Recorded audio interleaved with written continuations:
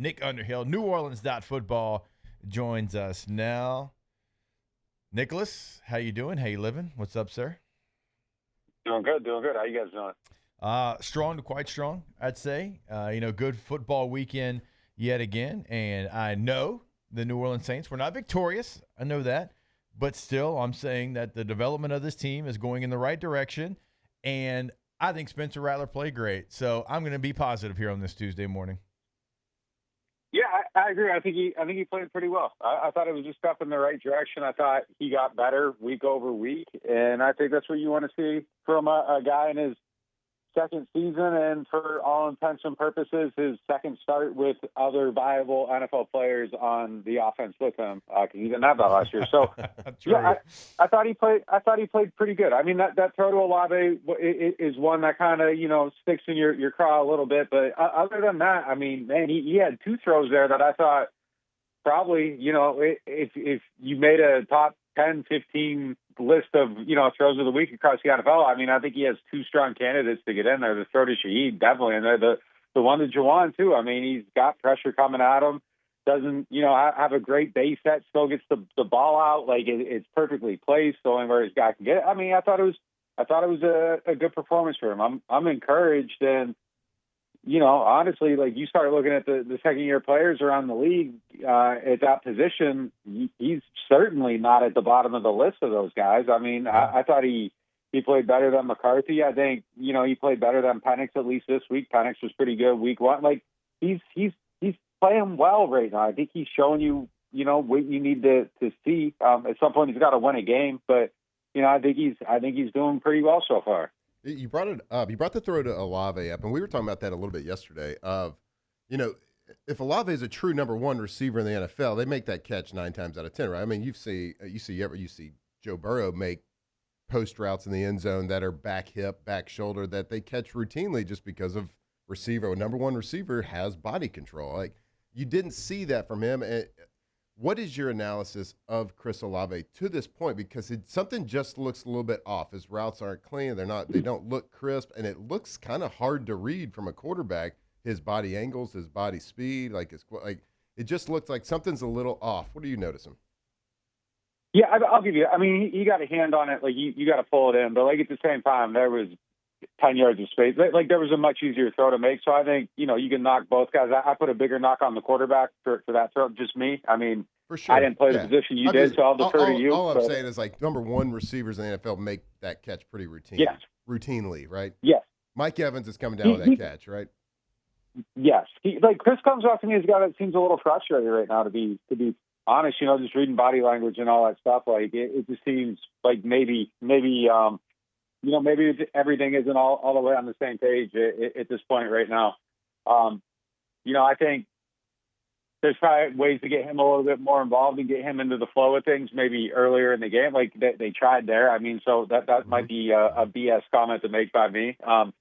Yeah, I don't know. Like it just doesn't seem to have like fully clicked into place yet, like all the way around with all their weapons though. Like it's just been, kind of quiet, but it is an offense that's throwing for like 200 yards a game right now. And, I don't know how many opportunities there's supposed to be. He had 5 catches this week for 54 yards or something like that. I know the line was 57.5 and he came in under it. So whatever his number was, but I think it's just like not quite all the way there yet. And this is probably supposed to be the year where he explodes. I mean, this is it's not a contract year, but I think it's a value building year for him, no doubt about it. I mean, like he's trying to get those numbers back to where they probably should be and could be. And I think if you're him, just kind of in this offense that's a little bit limited or whatever right now, and probably isn't going to be the team that's throwing for 300 yards a week at any point this season. I bet it's probably a little bit, frustrating with what your goals are. But I also know that like every time we talk to him, and this is going on 4 years now, like he's just consistently bringing up like, look, I came from Ohio State. Like I'm not used to losing. Like I think this being in a losing culture probably consistently for all these years too is just something that I legitimately think that bothers him. And there's some guys that, and look, you guys have been in there. Like there's some guys that don't wear the losses the same way as other guys. I think he's someone that like legitimately takes losing very, very hard. And I think that's probably starting to wear on him a little bit too.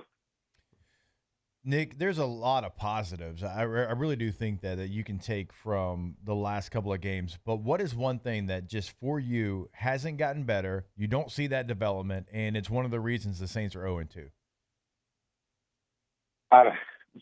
Interior blocking, probably. Yeah, It just has Cesar. McCoy's amazing.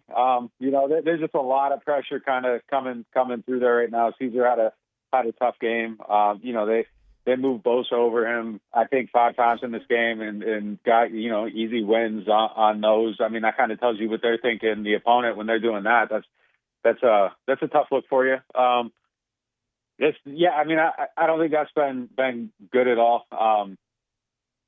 I don't know how it gets better. I don't know if it changes. I don't know what the fix is. But that's a huge issue, and I think that's something that's got to one way or another, they got to find a way to clean it up.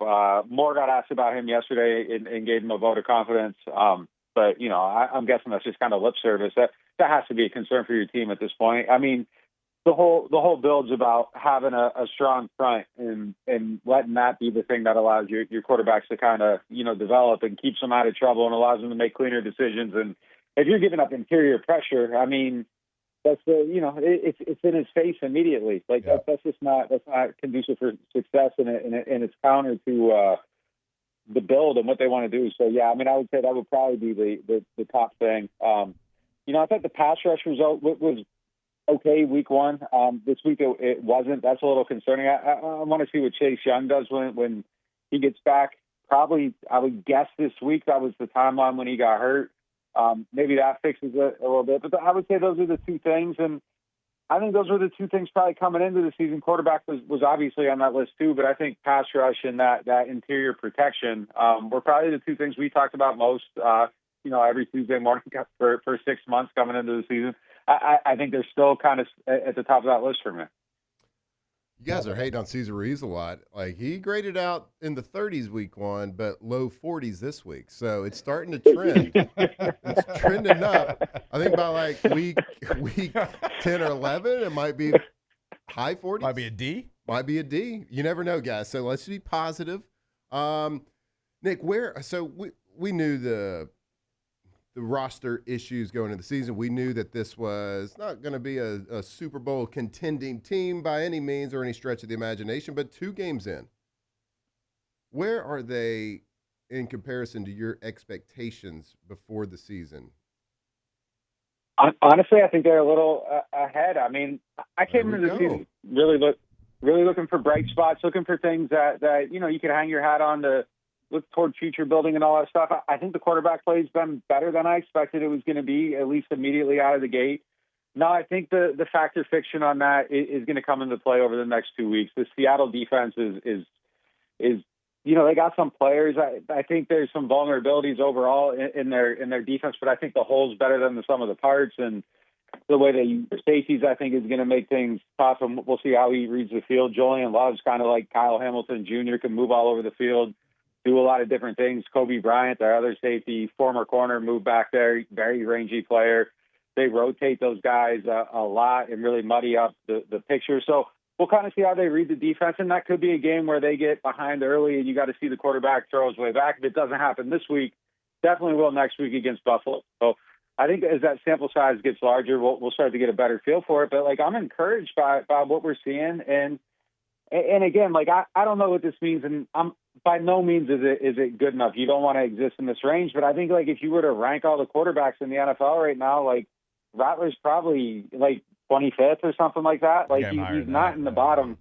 Yeah, I don't even know what the number is, but it's encouraging to some degree. I think that's higher than. I think QBR he was ranked 17 or 18th right now. And then we talked about if Juwan Johnson comes down with that touchdown, if Candy knows whatever. But if they complete the pass, Olave completes Juwan, we're talking top 10 QBR right now. I mean, on the right of the edge, yeah. Now, not 0-2, so it doesn't that's the stat that matters. I mean, they would have won last week probably if he gets that touchdown to Olave early on. And then they might have won. They might have went for 2-1, and they would have had a chance.